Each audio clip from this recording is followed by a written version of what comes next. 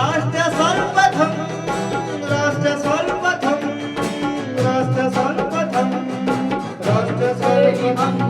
बाबा धाम की पावन नगरी देवघर में आज आपकी योजना आपकी सरकार आपके द्वार के अंतर्गत आयोजित कार्यक्रम में मुख्यमंत्री हेमंत सोरेन ने प्रतिभाग किया। इस अवसर पर कार्यक्रम को संबोधित करते हुए सीएम सोरेन ने कहा कि आप सभी गांव, पंचायत, वार्ड में इन शिविरों के जरिए राज्य सरकार की लोक कल्याणकारी योजनाओं का लाभ अवश्य लें। इसके साथ ही उन्होंने कहा कि समस्याओं का समाधान लोगों के द्वार पर ही किया जा रहा है। जहाँ रास्ता नहीं है वहाँ भी सरकारी पदाधिकारी लोगों के द्वार जाकर उन्हें योजनाओं से जोड़ने का काम कर रहे हैं।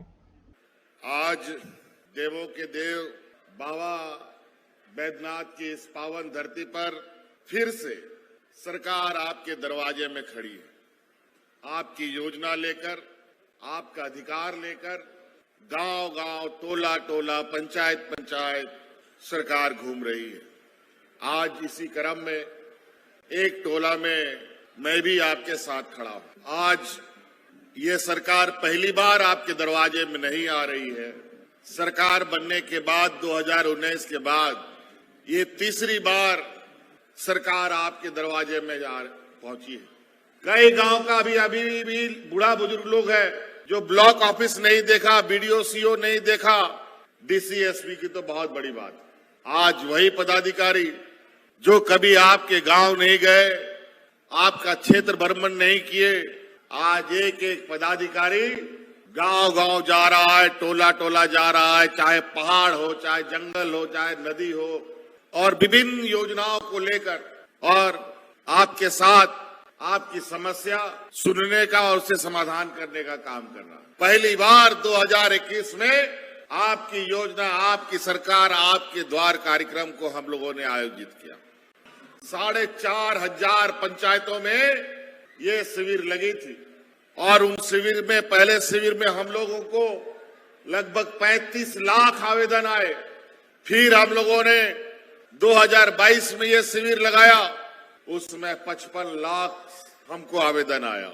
जब हम लोगों ने ये कार्यक्रम शुरू किया, करोड़ों आवेदन आए, करोड़ों समस्याओं के आवेदन आए। उन आवेदन के आधार पर हमने गांव की समस्याओं का निदान करना प्रारंभ किया।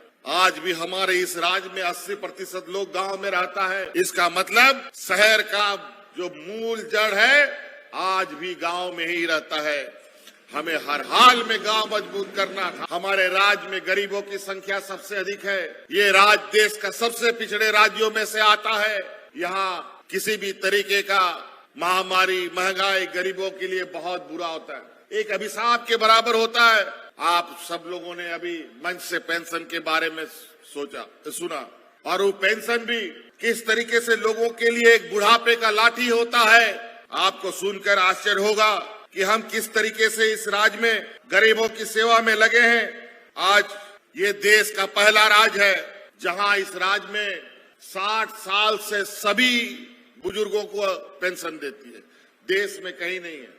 सभी विधवा महिलाओं को पेंशन देती है, चाहे वो 40 साल की हो, चाहे वो 19 साल की हो, चाहे वो 90 साल की हो। भगवान ना करे वो विधवा हो, लेकिन जिस दिन से विधवा होगी उसी दिन से पेंशन मिलेगा। ये हमने कानून बना दिया। विकलांग लोगों का भी वही हाल, उन लोगों के लिए फिक्स कर दिया गया था, इतने विकलांगों से अधिक लोगों को हम लोग पेंशन नहीं देंगे। और बेचारा 40-50 साल होता था तब किसी तरीके से विकलांग का पेंशन बनता था। आज उसमें भी हम लोगों ने क्रांतिकारी निर्णय लिया है, और हमने निर्णय लिया है जिस घर में विकलांग बच्चा पैदा होगा, जिस दिन वो 5 साल का हो जाएगा उसी दिन से उसको पेंशन मिलना चालू हो जाएगा। हम अपने बूढ़े बुजुर्गों को सम्मान के साथ अपने साथ रखने के साथ साथ आने वाली पीढ़ी कैसे मजबूत हो, उसके लिए भी हम लोग बड़ी मजबूती के साथ कई कार्य योजना बना रहे हैं। तो इसलिए साथी ये झारखंड, जो बीमारू झारखंड इन लोगों ने बनाया है, अभी 2025 में ये युवा राज्य हो जाएगा। और इसीलिए जो हमारा इस राज्य का जो जड़ गांव में है, उस जड़ को सींचने का, उस जड़ में खाद देने का हमारा निरंतर प्रयास है कि जब 2025 अगर ये राज्य उस समय हो तो इतना बलशाली, इतना ताकतवर हो जाए कि इस राज्य की जिम्मेवारी ये राज्य उठा सके और पिछड़े राज्य का कलंक से ये बाहर निकल सके।